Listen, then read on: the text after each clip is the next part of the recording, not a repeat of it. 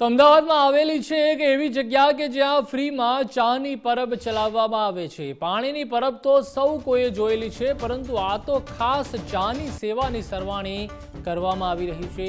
અમદાવાદના ખાડિયા વિસ્તારમાં આવેલ દોશીવાળાની પોળમાં શ્રીનાથજી સેવાર્થ કેન્દ્રમાં 12 માસ સોમથી શનિવારે બપોરે 3 થી 5 વાગ્યા સુધી ચાની પ્રસાદી આપવામાં આવે છે।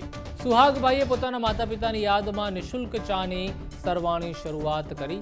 એમાં મહાશિવરાત્રિના પર્વ પહેલાથી જ તેમણે પ્રસાદી સ્વરૂપે લોકોને ચા પીવડાવવાની શરૂઆત કરી। સુહાગભાઈ લોકોને આગ્રહ કરીને મહાદેવજીના પ્રસાદી સ્વરૂપ ચા પીવા માટે આગ્રહ કરતા હોય છે। અહીંયા રોજ 25 થી 30 લીટરની ચાની પ્રસાદી બનાવવામાં આવે છે। 375 વર્ષ જૂના મહાદેવજીના મંદિરની બહાર જ ચાની સેવા ચાલે છે, જ્યાં પહેલા ભગવાન શિવજીને ચા અર્પણ કરવામાં આવે છે અને ત્યારબાદ લોકોને મહાદેવજીના પ્રસાદ રૂપી ચા વેચવામાં આવે છે। પાણીની પરબનું તો સૌ કોઈ જાણતું હશે, કારણ કે ઠેર ઠેર પાણીની જે પરબ છે તે જોવા મળતી હોય છે। પરંતુ આજે વાત કરીશું ચાની પરબની। જી હા, ચાની પરબની તો કોઈએ પણ કલ્પના નહીં કરી હોય, પરંતુ અમદાવાદમાં ખાડિયા વિસ્તારમાં આવેલી દોશીવાડાની પોરમાં ખાસ કરીને ચાની જે પરબ છે તે ચલાવવામાં આવી રહી છે। શ્રીનાથજી જે ચા સેવાર્થ કેન્દ્ર છે ત્યાં આજે ચાની પરબ છે તે ચાલી રહી છે। અહીંયા જે લોકો છે તે ચાને પ્રસાદ સ્વરૂપે લઈ રહ્યા છે। ચા પીવા માટે કાકા આવો છો, કેવી ચા છે અહીંયાની? બહુ સરસ ચા છે, બહુ સરસ છે, રગડા જેવી ચા છે અને એકદમ ફ્રેશ।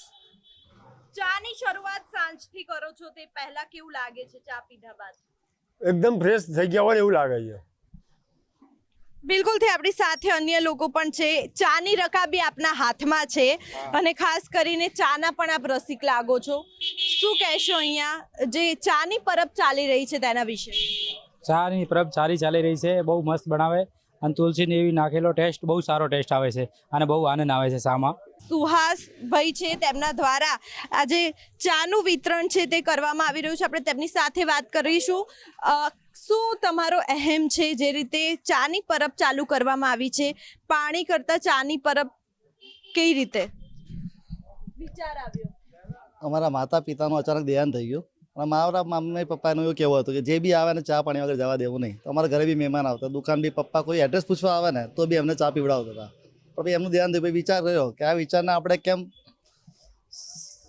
પબ્લિક સમક્ષ ના લઈ ગયા। એટલા માટે મહાદેવનું મંદિર છે ભોલે બાબાનું, તો પ્રસાદના વિતરણ તરીકે અમે ચાની સેવા 3 થી 5 ચાલુ રાખી, તે કે જે આવતા જતા છે એ પ્રસાદ લઈ શકે ને ચાનો લાભ લઈ શકે। બિલકુલથી સુહાગભાઈની વાત કરીએ તો તેઓ લોકોને આગ્રહ કરીને બોલાવે છે કે ભાઈ પ્રસાદ ગ્રહણ કરો।